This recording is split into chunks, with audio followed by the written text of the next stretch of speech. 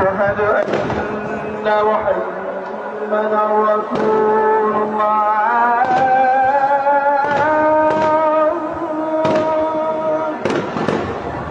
أشهد أن محمدا أشهد أن محمدا رسول الله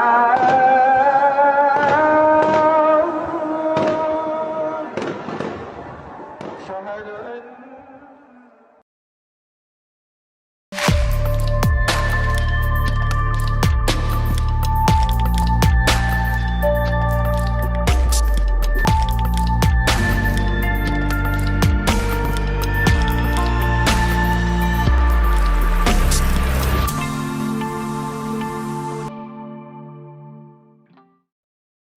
এটা সার্কাস দেখবেন।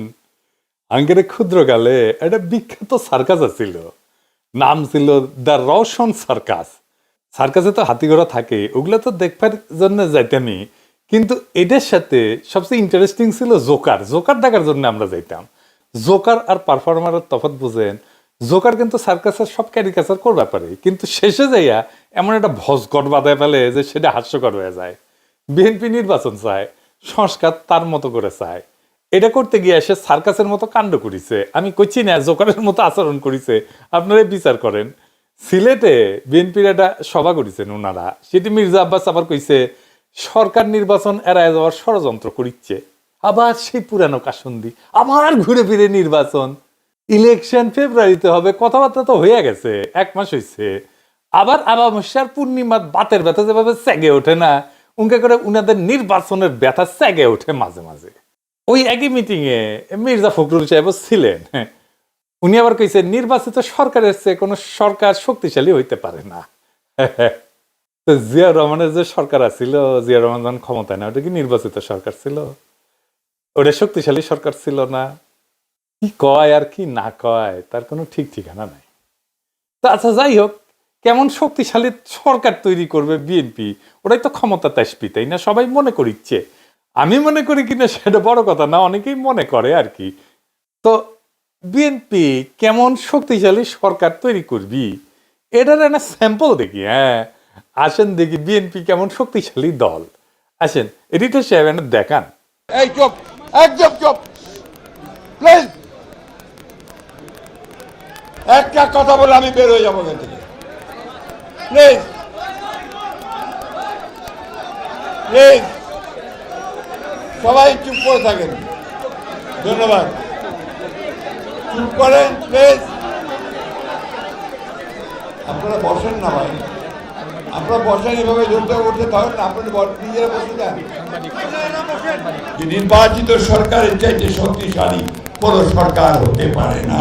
বিএনপি মানুষকে যেন মানুষ ভালোবাসে, প্লিজ প্লিজ। বক্তা যদি শ্রোতার সঙ্গে আই কন্ট্যাক্ট করতে না পারে, তার বক্তৃতা হয় না। আমার কথা বুঝাতে পারছি? এখন দয়া করে একটু চুপ করেন। বিসমিল্লাহির রহমানির রহিম। সিলেট আমার পূর্ণভূমি। সিলেট যখনই আমি সুযোগ পাই, এই চুপ, একদম চুপ প্লিজ। দেখেছেন, নিজের মিটিং এর কর্মীরা কথা শুনে না, বক্তৃতাই দিবার পারে না, আর শক্তিশালী সরকার বানাবি। শখ আছে ভালোই, অনেক সময় না কুজা লোকের না শীত হয়ে শখ হয়, বুঝছাও? তো ওনারা শীত হয়ে শুবার পারবে কিনা জানি না, ভবিষ্যৎ কইতে পারবে। যাই হোক, আর একটা ইস্যু নিয়ে কথা বলি, প্রফেসর ইউনূসের সংস্কার কমিশন নিয়ে। আমি ইচ্ছা করে এগুলো নিয়ে কথা কই নাই, কারণ আগে দেখি তারা কি অশ্বডিম্ব প্রসব করে, তারপর কমু এটা ভাবিছিলাম। তো ডিম্ব তো প্রসব করা শেষ, তো এখন কওয়া যায়, তাই না? প্রফেসর ইউনূসের সরকার তো সংস্কার করার জন্য টাইম চায়। তো প্রফেসর ইউনূস স্যার যাকে দায়িত্ব দিচ্ছেন সংস্কার করার জন্য, তারা কেমন রাষ্ট্র বুঝিছেন না একটু দেখি। স্যাম্পল দেখবো একটা, আজকে এটা দেখবো আর কি, বেশি না, বেশি দিলে হার্টফল করতে পারে। আসেন আল্লাহর নামে শুরু করি। তো প্রফেসর ইউনূস স্যার তো অনেক সংস্কার কমিশন করেছিলেন, আমরা স্যার দেখলাম। আমি প্রথম দিকে অনেকগুলো ভিডিও করেছিলাম এই নিয়ে, যে আসলে সংস্কার কোন লক্ষ্যে পরিচালিত করতে হবে, কোথায় কোথায় কি সংস্কার করা যায়, এগুলো নিয়ে করেছিলাম। তো ওগুলো আবার কেউ দেখে না। তো ওই যে মানে সুশীল হইলে একটু বেশি লেখাপড়া শিখলে না আমার ভিডিও আবার দেখে না, বুঝছাও। তো যাই হোক, ওদের তো দেখে নাই আর কি। অনেক বড় বড় রিপোর্ট দেখলাম জমা দিছে সবাই। তো এ পুরা কষ্ট করলে পানি পড়ে যাবে স্যার, আমি আগে কয়ে দিলাম। হ্যাঁ, কারণ কেন সংস্কার করে আমরা কি হাতি ঘোড়া করবো, কি অর্জন করতে চাই, এই ধারণাটা পরিষ্কার ছিল না কারো কাছে, যাদের দিয়ে করেছেন আর কি সংস্কার কমিশন। তো আমি এভাবে কথা বলতে চাই না, বললেই যে বলবেন যে বলছে, কইবে হ আপনি সব জানতা যাই না বসে আছেন। আমি সব জানি না, সব জানতা খোদাতালা। তো কেউ কখনো নিজেকে সব জানতা বলে দাবি করে না, কিন্তু আমি যে কথাগুলো বলি সেগুলো তো খণ্ডাইতে হবে, তাই না? খণ্ডাইবেন না, আমলেও নেবেন না, তাইলে তো হবে না স্যার। নারী কমিশন কি কাম করিছে সেটা পাবলিক দেখিছে না স্যার? আপনারা দেখেন নাই বলেন নারী কমিশন কি কাম করিছে? তো এই যে কমিশনগুলা, এরা যে কি বুঝে আর কি প্রডিউস করে সেটা তো আপনারা দেখিছেন। তাই আসেন আজকে আলাপ করি নির্বাচন কমিশন, সংস্কার কমিশনের আলাপ নিয়া। হ্যাঁ, ভাইবেন না অন্যরা ছাড় পাবেন। হ্যাঁ, ছাড়বো না কাউরে। হ্যাঁ, আমি যখন ধরি কচ্ছপের মতো কামড় দিয়া ধরি, বুঝাও। বাঙ্গো লিটারা জায়গাটা ভালসুন, এটা বুঝবার পারবেন আজকে। এইগুলো কিছুই বুঝে না, কিন্তু ভাবেই আম্বিয়া বিশাল বড় বড় রিপোর্ট দিছে, বুঝছাও। হ্যাঁ, তো যেন আমরা কই সবাই মিলে যে যা তুই পারু, তুই লারু, তোর নানির নাম জহরা, তাই তোর তো মহড়া। হ্যাঁ, এই যে নির্বাচন কমিশন সংস্কারের সুপারিশ দিছে না। হ্যাঁ, স্যার আপনি কই, আপনি তো নিয়োগ দিছিলেন সবাই রে, কোথাও লিখিছে যে সুপারিশ কেন করিচ্ছে? এই সুপারিশের দরকার হইল কেন? এই সুপারিশ বাস্তবায়িত হইলে কি হাতি ঘোড়া বজরা পানসি হবে, আর না হইলে কি ক্ষতি হবে? কইছে কয় নাই। তো সুপারিশ কেমনে লেখা লাগে সেটাই তো বুঝে না ওরা স্যার। কাগরে দিছেন এটা? দেখেন, এটা ফর্মুলা দিছে, ফর্মুলা দিছে যে দলের প্রধান আর প্রধানমন্ত্রী আলাদা মানুষ হবে, মানে রাষ্ট্রের নির্বাহী আর দলের প্রধান আলাদা হবে। কেন হবে? কোনো ব্যাখ্যা নাই। কিন্তু তাতে কি হবে? কোনো হবে না। আর এটা সোভিয়েত ইউনিয়ন হবে, রাষ্ট্রের প্রধান হিসেবে একজন কাঠের পুতুলকে বসাবে, আর দলের প্রধান থাকবে দলের প্রধান। এ স্ট্যালিন না, এটা করতে পারে। সোভিয়েত ইউনিয়নের প্রেসিডেন্ট কিন্তু স্ট্যালিনের সময় অন্য কেউ ছিল, ওই স্ট্যালিন কালে প্রেসিডেন্ট ছিল না, এটা জানেন? স্ট্যালিন ছিল পার্টি প্রধান, আর অন্য কেউ ছিল প্রেসিডেন্ট। ঠিক যেমন এই কমিশন প্রস্তাব করেছে, বুঝছাও। স্ট্যালিন ওইরকম কাঠের পুতুল একজনকে প্রেসিডেন্ট বানাইতো, তারে কেউ চিনত না, কেউ পাত্তাও দিত না, বুঝতো না। আর নিজে থাকতো জেনারেল সেক্রেটারি, পার্টির জেনারেল সেক্রেটারি। এই যে মিকাইল কালিনিন, উই ছিল প্রেসিডেন্ট 1919 সাল থেকে 1946 সাল পর্যন্ত প্রেসিডেন্ট ছিল, বুঝছাও। আসলে ওই অর্থে প্রেসিডেন্ট বলা যায় না, কিন্তু প্রেসিডেন্টের সমতুল্য পদ আর কি। যাই হোক, যেটা আমরা অন্য দেশে প্রেসিডেন্ট বলি আর কি। তারপরে নিকোলাই সোভারনিক, ওই ছিল 1946 থেকে 1953 পর্যন্ত, মানে স্ট্যালিনের মৃত্যুর আগ পর্যন্ত ওই ছিল আনুষ্ঠানিক রাষ্ট্রপ্রধান। তো স্ট্যালিনের মতো স্বৈরাচারের উত্থান কি ঠেকাতে পারছে সোভিয়েত ইউনিয়ন? এটা কইরা এই সিস্টেমই তো ছিল, পার্টি প্রধান আর রাষ্ট্রপ্রধান আলাদা থাকবে, এটাই তো সিস্টেম ছিল। তো এই হইতেছে ওদের ইতিহাস, ওটা জানেও না ইতিহাসে কি হয়েছে, কোন দেশে কি হয়েছে। এরা নাকি ব্যালেন্স অফ পাওয়ার আনবি। হ্যাঁ, এটা আধুনিক রাষ্ট্র চলে তিনটা বড় খুঁটির উপরে, বুঝছাও।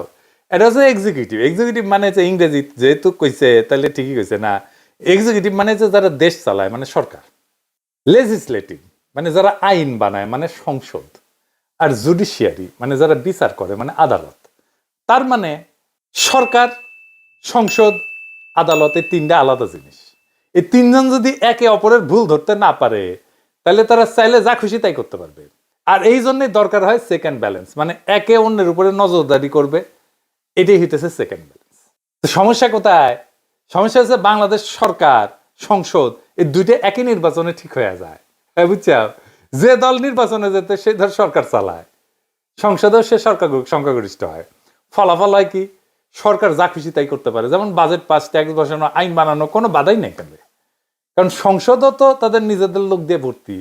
তো তাইলে এটা কিসের সেকেন্ড ব্যালেন্স হইল? এটা তো হইলো আপনি নিজে বিচারক, নিজে অভিযুক্ত, নিজেই মুক্ত। আসেন এটা দেখি অন্যরা এটা কেমনে করে। আসেন, আমি যেটি থাকি ফ্রান্সের, এই ফ্রান্সের একটা এক্সাম্পল দিই।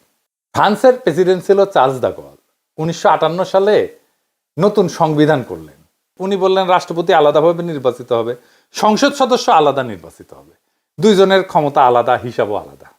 ফলে একে অন্যকে সেকেন্ড ব্যালেন্স করতে পারে, কেউ কাউকে পুরোপুরি নিয়ন্ত্রণ করতে পারে না। ফ্রান্সের আগের সিস্টেম করলে আমাদের মতো ছিল, বুঝছাও, কেমন কাম করতো না, ডিসফাংশনাল ছিল, এটা দল সবকিছু কন্ট্রোল করে ফেলতো আর দেশ অচল হয়ে যেত। চার্লস দ্য গল সেটা ভেঙে দিছিলেন। আমেরিকার এক্সাম্পল দেখেন, প্রেসিডেন্ট আলাদা নির্বাচিত হয়, সংসদের 2 কক্ষ, সিনেট আর হাউস, তাও আলাদা ভোটে।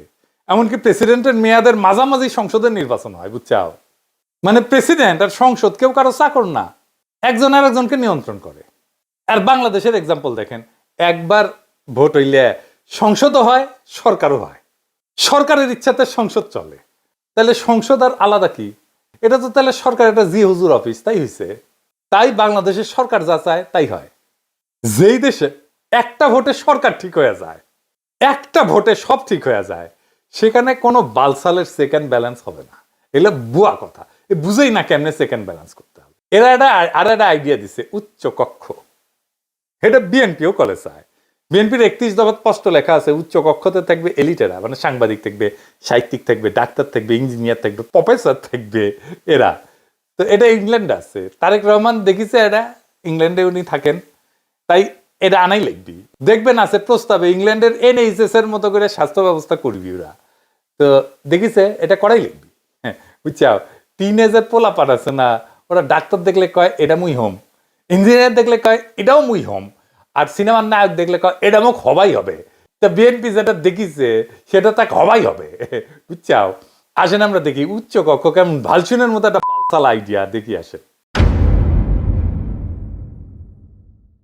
এই আইডিয়া বাংলাদেশে সবার প্রথমে দেয়, জাসরে দেয় সিরাজুল আলম খান। সিরাজুল আলম খান আমার আগের এপিসোডে দেখেছেন, চিত্তরঞ্জন সুতার, রয় রেজেন ওর শিষ্য ছিল। এরপরে জাসদ এটা পূর্ণ উদ্যমে প্রচার করতে থাকে।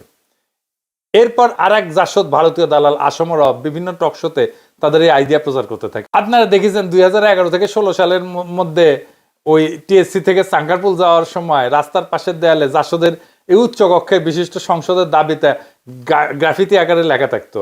আর বিএনপি কিনা সেই ইন্ডিয়ান দালাল জাসদের প্রোগ্রামকে নিজেদের পলিটিক্যাল ম্যানিফেস্টোতে ঢুকাইলেও। কেন ঢুকাইলেও কোনো ব্যাখ্যা নাই। এইসব হইতেছে কিয়ামতের আলামত, বুঝছাও। ভারতীয় মার্কামারা দালাল সিরাজুল আলম খানের কোন প্রস্তাবকে তো দেখা মাত্র ডাস্টবিনে ছুঁড়ে ফেলা উচিত, অথবা টয়লেটে ফেলে ফ্ল্যাশ করে দেওয়া উচিত। এটা ঠিক। উচ্চ কক্ষ পৃথিবীর বিভিন্ন দেশে প্রচলিত আছে। আমেরিকায় আছে, গ্রেট ব্রিটেন আছে, রাশিয়ায় আছে, জার্মানিতে আছে, পাকিস্তানে আছে, আর ভারত মাথায় আছে। তো উচ্চ কক্ষ কেন প্রয়োজন এটা একটু বুঝে দেখি। আমার আগের এপিসোডে কলে আমি এটা ব্যাখ্যা করেছিলাম, তারপরে আরেকবার একটু বুঝে দেখি। এটা তখনই প্রয়োজন যখন রাষ্ট্রের আইনসভায় সরাসরি জনগণের ভোটে নির্বাচিত সদস্য ছাড়াও অন্য সদস্যদের প্রয়োজন হয়। কারা সেই অন্য সদস্য? America, Russia, Pakistan, Germany, Bharat মাতা সব দেশে হচ্ছে ফেডারেল সরকার ব্যবস্থা। অর্থাৎ দেশগুলা অনেকগুলো স্টেট, প্রভিন্স বা প্রদেশের সমষ্টি। ফেডারেল সরকার খালি যেসব পাওয়ার তাদেরকে দেওয়া আছে সেসব নিয়ে ডিল করে, যেমন প্রতিরক্ষা, পররাষ্ট্রনীতি ইত্যাদি। সেই সব দেশে সরাসরি জনগণের ভোটে নির্বাচিত সদস্য ছাড়াও রাষ্ট্রের স্টেক হোল্ডার হিসেবে প্রদেশগুলোকে ধরার কারণে স্টেটগুলাও তাদের প্রতিনিধি পাঠায় আইনসভায়।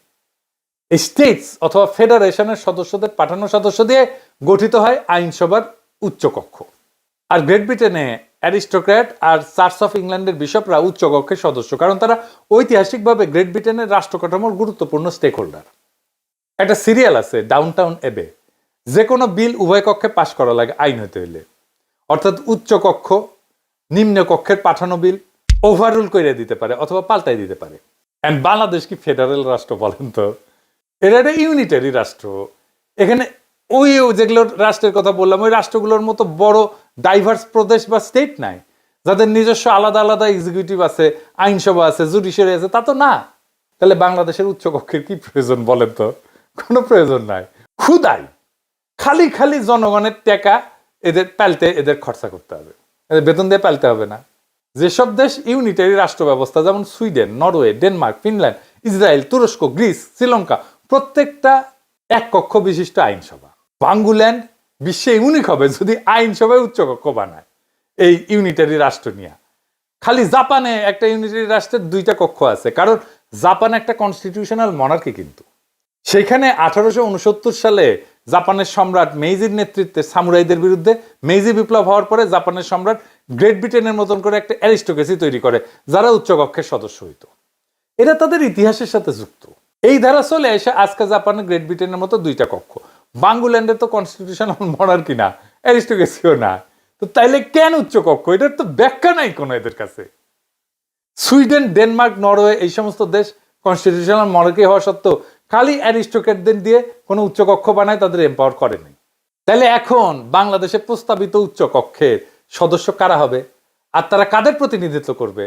জনগণের সরাসরি ভোটে নির্বাচিত সদস্যরা তো জনগণের প্রতিনিধি হিসেবে আইনসভার নিম্ন কক্ষে থাকতেছিনি।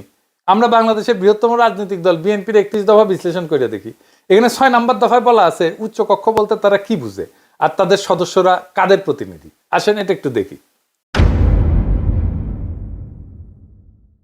বিএনপির 31 দফাতে স্পষ্ট লেখা আছে তারা উচ্চকক্ষে সমাজের এলিট সুশীল শ্রেণীকে বসাবে, প্রফেসরকে বসাবে, শিক্ষাবিদকে বসাবে, বিজ্ঞানীকে বসাবে, সাংবাদিককে বসাবে, সমাজ বিজ্ঞানীকে বসাবে, ইত্যাদি ইত্যাদি ইত্যাদি ইত্যাদি ইত্যাদি। তারা বুঝাতে চাইছে যে আমরা আম জনতা হচ্ছে চাষা ভুষা, মাথায় কিছু নাই, আমরা কিছু বুঝি না। এইসব এলিট সুশীলরাই হচ্ছে রাষ্ট্রের বিবেক, তাদের মাথায় বুদ্ধি আছে, তাদের ধন বড়, তাদের নলেজ বড়, তারা যা বলবে যা বুঝবে আমাদের চাষা ভুষাদের সেটাই মেনে নিতে হবে। এইসব সুশীলরা আমাদের চাষাদের পাশ করা বিল ওভারঅল করে দেবে, নিজেদের ইচ্ছে মতো সুশীল প্রগতিশীল ধারা যোগ করে আইন বানাইতে পারবে। আমরা এখানে যাতে আমাদের প্রতিনিধি পাঠায় যে আইন বানাবো সেটারে সুইরা ফেলে দিতে পারবে। এইটা দিয়ে আর বোঝানো হয়েছে আওয়ামী লীগ আমজনতার সরকার ছিল, কিন্তু আমজনতার সরকার থেকে ফ্যাসিস্ট হয়ে গেছে। এর উপরে যদি আওয়ামী সুশীল থাকতো তাহলে ওদেরকে লাইনে আনবার পারতো। কিন্তু আওয়ামী ফ্যাসিবাদ কে প্রতিষ্ঠা করছে? আওয়ামী সুশীলরাই প্রতিষ্ঠা করছে। আওয়ামী লীগের নর্মাল কর্মী সমর্থক যতটা উগ্র, আওয়ামী লীগ সুশীলরা তার চেয়ে শতগুণে উগ্র। মতি মাহফুজ, জাফর ইকবাল, শাহরিয়ার কবির, সুলতানা কামাল, মুনতাসির মামুন, অমি পিয়াল, নিজুম মজুমদার, মুন্নি শাহ, সন্তোষ শর্মা, যত নাম আছে সব কয়টা ভয়ঙ্কর লেভেলের উগ্র চেতনাজীবী। আর এই সমস্ত আওয়ামী সুশীলেরা না থাকলে আওয়ামী লীগ কখনোই এত উগ্রতার দিকে যাইতো না। এরাই আওয়ামী ফাঁসিবাদের বয়ান তৈরি করেছে এবং এর ভিত্তি তৈরি করেছে। বিএনপি এখন মনে করে যে তাদের সুশীলরা আওয়ামী সুশীলদের চাইতে ভালো হবে, অথবা যেসব সুশীল এখন আওয়ামী লীগ থেকে বিএনপিতে যোগ দেবে তারা আমাদের চাষা ভুষাদের চেয়ে সুপিরিয়র ইন্টেলেকচুয়াল ক্যাপাসিটির অধিকারী হবে। দেখিচ্ছি তো বিএনপির ইন্টেলেকচুয়াল ক্যাপাসিটি দেখিচ্ছি আমরা, বুঝছাও? এক এক করে ধৈর্য দেখাই দেবো যে কে কি মাল, বুঝছাও? আমরা আম জনতা এটা কখনো মেনে নেব না, কখনো আপনারা মানবেন না, উচ্চকক্ষ মানবেন না, সুশীলদের সুতিয়াগিরি মানবেন না, ওদেরকে দিয়ে উচ্চকক্ষ বানাইতে দিবেন না। বর্ষা বিপ্লব শুধু হাসিনার পতনের ডাক ছিল না, ছিল রাষ্ট্রের এই বেহায়া কাঠামো ভাঙার শপথ, ছিল এই সুশীল এলিটদের সুতিয়াপনা ধ্বংস করে দেওয়ার শপথ। আর এখন বিএনপি সেই ভাঙা কাঠামোর নতুন রং তুলি দিয়া উচ্চকক্ষ বানাবে, সুশীল এলিট বসাবে, প্রফেসর, সাংবাদিক, টকশো রত্নরা আইন বানাবে। মানে আম জনতার ভোটে আসা প্রতিনিধি থাকবে নিচে, জ্ঞানের জাহাজারা থাকবে উপরে। এটাই নাকি গণতন্ত্র। হ্যাঁ, দলের প্রধান আর রাষ্ট্রপ্রধান আলাদা করে তো তারেক রহমান আসুক আর যেই আসুক, আমরা কি তৈরি করবো আর একটা গরিবের স্টালিন? নিজে থাকবে দলে আর সরকারের মাথায় বসাবে একখান কাঠের পুতুল। ইতিহাসটা এই সার্কাস আগেই দেখিছে, আরেকবার দেখবে, আরেকবার আমরা এটা দেখবো না। আমরা সুশীলের রাজত্ব চাই না, আমরা এলিটদের রাজত্ব চাই না, আমরা চিনি এদের মুখ, এদের মিথ্যা। আমরা চাই জনগণের শাসন, উচ্চ কক্ষ না, উচ্চ জবাবদিহিতা চাই আমরা সরকারের কাছে। গণতন্ত্রের সার্কাস চলে না, এবার কেউ ছাড় পাবে না। এই বিপ্লব এলিটদের বিরুদ্ধে, এই বিপ্লব রাষ্ট্রের মালিকানা ফেরানোর জন্য কাগজের সংস্কার না, ভালসুনের প্রস্তাব না। আমরা চাই জনগণের রাষ্ট্র, সে যেন বুঝে আমি প্রজা না, আমি দাস না, আমি রাষ্ট্রের মালিক। সেই শক্তি, যেই সংস্কার জনগণকে দিতে পারবে সেটাই আসল সংস্কার। আজ সেই সংস্কার করার সুযোগ ছিল, হেলায় হারাইলাম। তবে আজ না পারি, এক সময় না এক সময় আমরা সেটা অবশ্যই করব। সেই দিন হবে জনগণের প্রকৃত মুক্তি, প্রকৃত বিজয়। সেই লড়াইয়ের পথ থেকে কখনো সইরেন না। আমরা সেই বিজয় আবার ছিনায় আনবো, একদিন না হয় একদিন, ইনশাল্লাহ। ইনকিলাব জিন্দাবাদ।